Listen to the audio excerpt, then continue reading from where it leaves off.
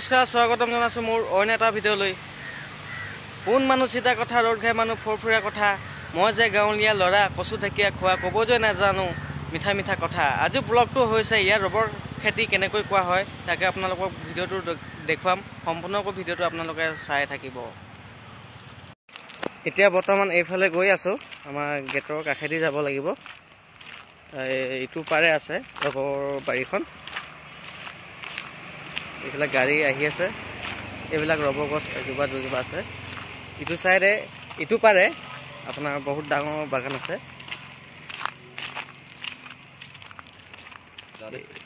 এইফালে তলেদি নামি যাম। মানুহ এজন ৰৈ আছে ইয়াতে। ইফালে উঠি যাম, কাষেদি উঠি যাম। এইটো পাৰে এনেকৈ উঠি যাম। হ'ল ইয়াতে বহুত ধুনীয়া টেঙা গছ এজোপা আছে। কি টেঙা জানো, মই নামটো নাজানো। এনেকৈ লাগি থাকে গছজোপাত। চব কি টেঙা হয় আপোনালোকে জনাব না, কি টেঙা হয়। এইফালে চব ইমান ধুনীয়া খাবলৈ। গছজোপা একেবাৰে পূৰা ডাল ভৰি লাগি আছে চব। সেইবিলাক ইমান ধুনীয়াকৈ লাগি আছে। এনেকৈ লাগি থাকে, থোপা থোপাকৈ, এথোপা দুথোপাকৈ এনেকৈ লাগি আছে। কোনে জানে জনাবচোন কমেণ্টত জনাব কি টেঙা হয়। বাহ, ইমান ধুনীয়া মিঠা। এইবিলাক পকি আছে, এইবিলাক এনেকুৱা। এইফালে বহুত ডাল ভৰি পকি আছে চব। এইবিলাক কোনে চিনি পায় কমেণ্টত জনাবচোন কি টেঙা হয়। আমাৰ অসমতো এনেকৈ দেখা নাই, আমাৰ অসমৰ ফালে এইবিলাক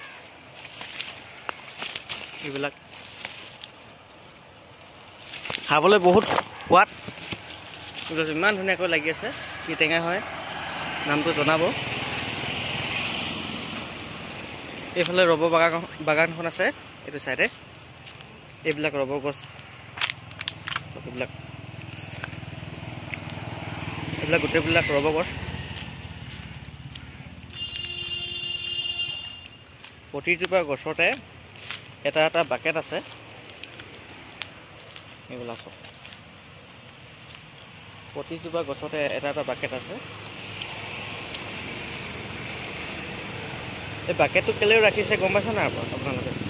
এই গছজোপা এনেকৈ কাটে, ৰাতিপুৱা সোনকালে শুই উঠি আহিব, এনেকৈ কাটে চোকা দা এখন লৈ। এই আঠাবিলাক গৈ পিনে এই মাৰিডালত পৰে, এই বাকেটত পৰেগৈ। সেইবিলাক লৈ যাব।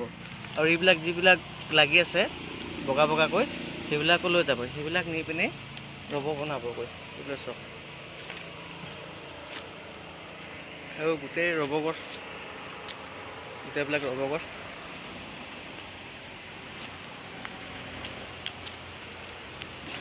আমাৰ অসমতো দেখিছোঁ, গুৱাহাটীৰ পৰা হোৱাৰ লগে লগে ৰবৰ গছ দেখিছোঁ, ৰবৰ বাগান হৈছে আমাৰ অসমতো।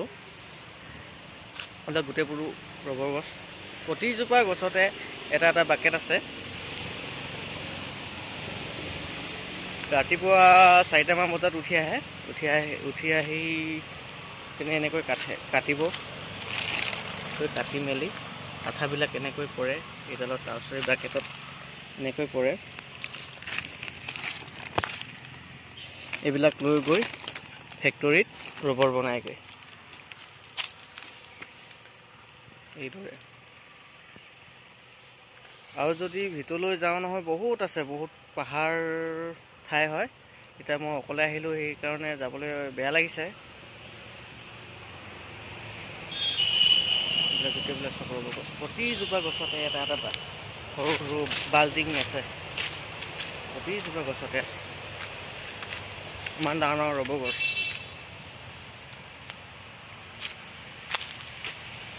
এইবিলাক